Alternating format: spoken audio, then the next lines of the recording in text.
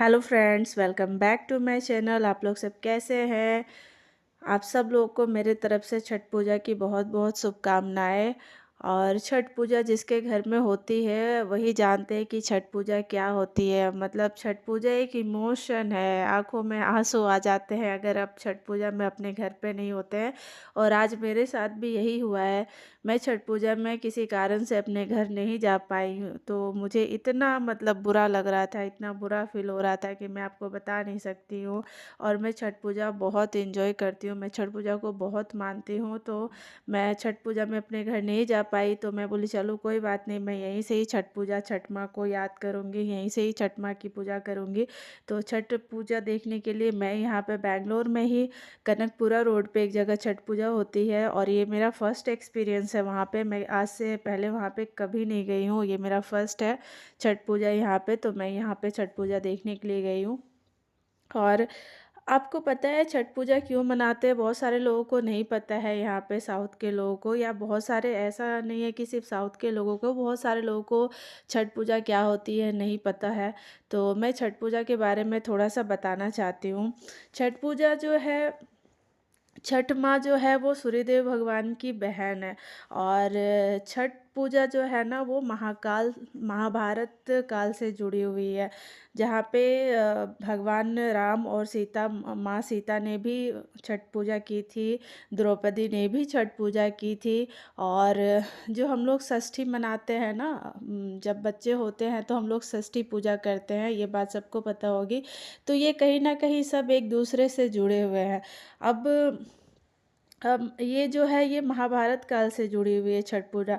छठ पूजा जहाँ जब द्रौपदी ने पांडवों के लिए व्रत रखा था और उन्हीं उनके मनोकामना भी पूरी हुई थी। जब पांडवों ने जुए में अपना राजपाट हार दिया और वनवास भोग रहे थे, तब द्रौपदी ने अपने गुरु धौम्य की सलाह पर छठ व्रत रखा। इस व्रत के प्रभाव से पांडवों को उनका राज्य वापस मिला और परिवार का कष्ट दूर हुआ। तब से द्रौपदी छठ पूजा मनाई, और हम सब लोग छठ पूजा के बारे में जाने। यहाँ तक कि भगवान राम और माँ सीता ने भी छठ पूजा का व्रत किया था। जब रावण का वध करने के बाद भगवान राम को ब्रह्म हत्या का पाप लगा था, तब ऋषि मुग्दल ने उन्हें कार्तिक शुक्ल षष्ठी को सूर्य देव की पूजा करने का उपाय बताया। भगवान राम और माता सीता ने ऋषि के आश्रम में रहकर विधि पूर्वक सूर्य पूजा की, और इससे उन्हें पाप से मुक्ति मिल गई। यहाँ तक कि सबसे पहले सूर्य सूर्य जो है, सूर्य पूजा जो है वो सूर्य पुत्र कर्ण को सूर्योपासना का पहला साधक माना जाता है, क्योंकि वो रोज ही वो मतलब वो रोज जो कर्ण जो थे वो प्रतिदिन नदी में स्नान कर वहीं पे ही सूर्य देव को अर्घ्य देते थे। उनकी इस दिनचर्या से ही, मतलब उनका जो यह डेली का रूटीन बोलते हैं ना, वो रोज ही कर्ण भगवान जो थे वो रोज ही सुबह नदी में स्नान करके सूर्यदेव भगवान को वहीं अर्घ्य डालते थे। तो उनकी इस दिनचर्या से ही सूर्य पूजा की परंपरा स्थापित हुई, जो आज छठ के रूप में मनाई जाती है।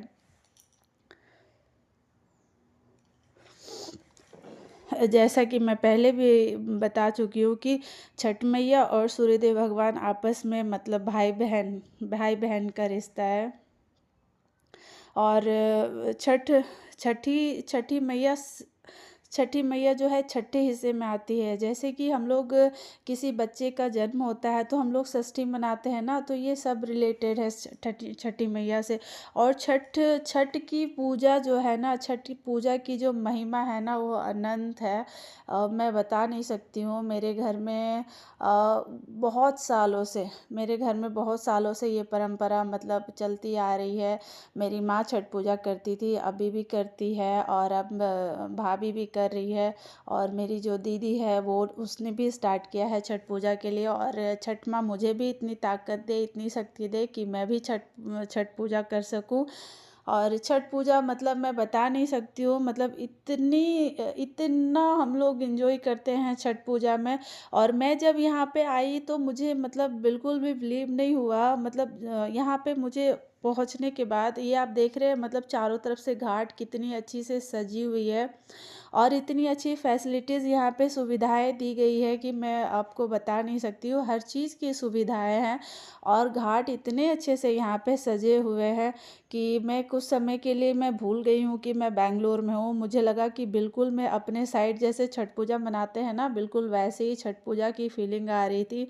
मैं थोड़े समय के लिए, मतलब मैं यहाँ पे जब तक थी बिल्कुल भी मैं भूल चुकी थी कि मैं बैंगलोर में हूँ, क्योंकि बैंगलोर में आप सबको पता है कि मतलब छठ पूजा बहुत कम लोग, हम जैसे बाहर मतलब उधर के लोग ही इधर आके जब बसे हुए हैं तो वही छठ पूजा करते हैं, क्योंकि यहाँ के लोग तो छठ पूजा जानते नहीं हैं। तो यहाँ पे जब मैं आई तो इतनी भीड़ कि मैं आपको बता नहीं सकती हूँ। और उसके बाद मैं यहाँ पे अर्घ्य भी दी, यहाँ पे अर्घ भी दी मैं यहाँ पे सूर्यदेव भगवान को। और उसके बाद मैं यहाँ पे नीचे, आप देख रहे हैं नीचे, मैं यहाँ पे पानी में ही मैं उतरी, क्योंकि मैं बोली कि नहीं, मैं ऊपर रह के तो मैं अर्घ दूंगी नहीं, मुझे नीचे पानी में उतरना ही है। तो मैं यहाँ पे पानी में उतर भी गई और यहाँ पे पानी भी काफ़ी भरा पड़ा था। और ये आप देख रहे हैं सब लोग मतलब अपने छठ पूजा को एंजॉय कर रहे हैं। सब लोग यहाँ पे मतलब इतनी दूर रह के भी, बेंगलोर जैसे जगह पे भी रह के सब लोग छठ पूजा मना रहे हैं, ये देखकर मुझे बहुत अच्छा लगा। और यहाँ पे मुझे एक व्रती मिल गई जो छठ पूजा कर रही थी और मुझे इनसे मिलकर बहुत ही अच्छा लगा। ये बहुत ही प्यारी प्यारी दीदी है, जो मतलब मुझे बिल्कुल भी कमी महसूस नहीं हुई यहाँ पे और मुझे बहुत ही अच्छा लगा। ये आप देख रहे हैं मैं यहाँ पे इंजॉय कर रही हूँ, मैं यहाँ पे बहुत ही इंजॉय कर रही हूँ। मैं यहाँ पे अर्घ दे चुकी थी, लेकिन फिर भी मैं यहाँ पे एक बार और अर्घ दे रही हूँ।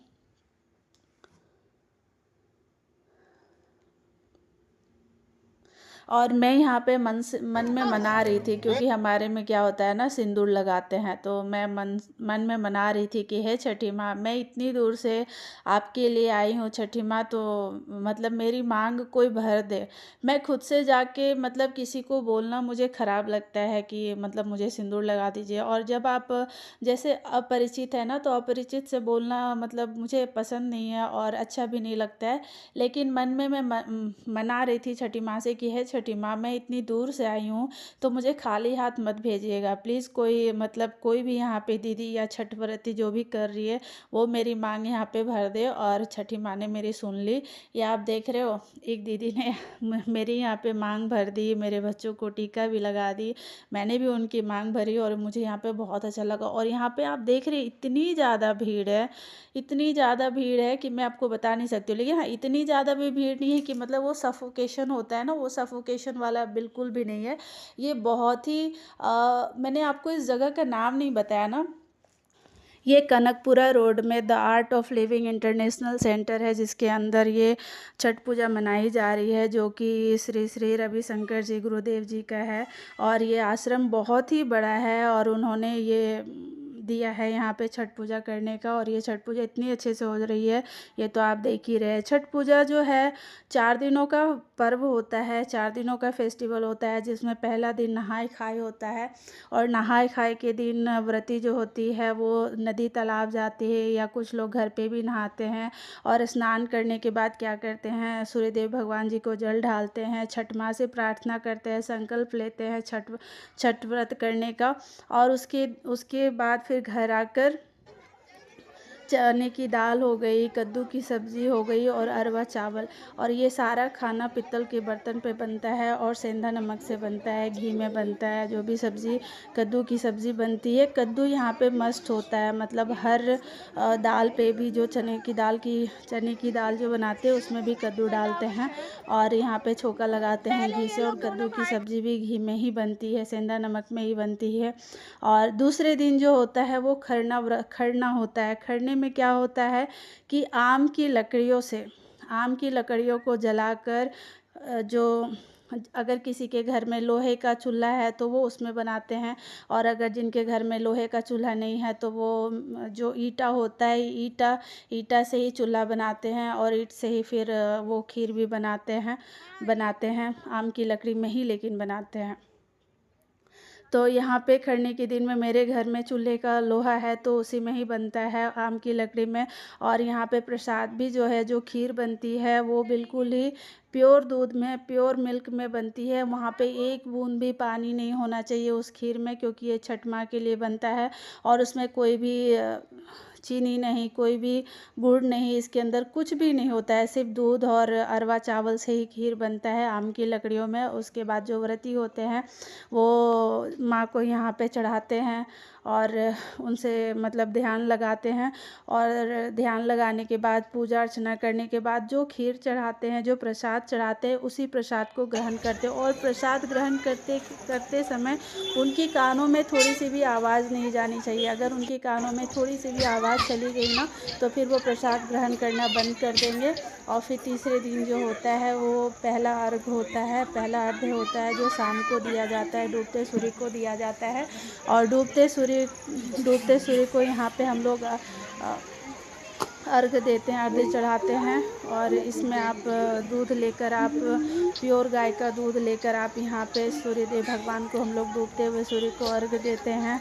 और उसके बाद चौथे दिन जो है सुबह एकदम उगते हुए सूरज को हम लोग अर्घ देते हैं, उनकी पूजा अर्चना करते हैं। और ये फेस्टिवल इतना अच्छा होता है फ्रेंड्स, मतलब ये 4 दिन का होता है। मैंने पहले भी कहा, भी कहती हूँ कि छठ पूजा वही जानते हैं जिनके घर में छठ पूजा होती है। छठ पूजा नहीं, मतलब शादी जो होता है ना, शादी से भी ऊपर होती है छठ पूजा। मतलब इतने नियम होते हैं और इतना इन्जॉय करते हैं जिनके घर में छठ पूजा होती है, मैं बता नहीं सकती हूँ। और छठ माँ की तो महिमा अपरंपार है। ऐसे ही छठ माँ हम सबको अपनी ब्लेसिंग्स दे, सबको दुख से दूर रखें। और मैं क्या ही मांगूँ। और बस यहीं पे बोले सब लोग छठी माँ की जय।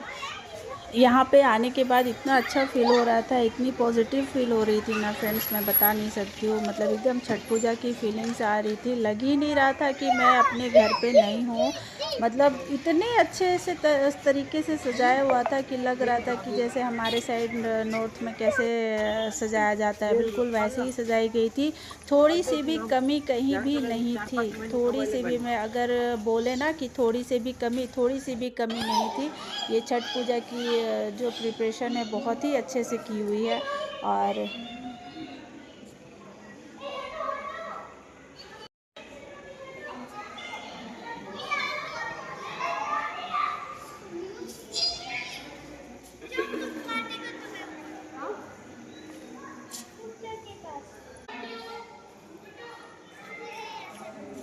कितनी अच्छी होती है।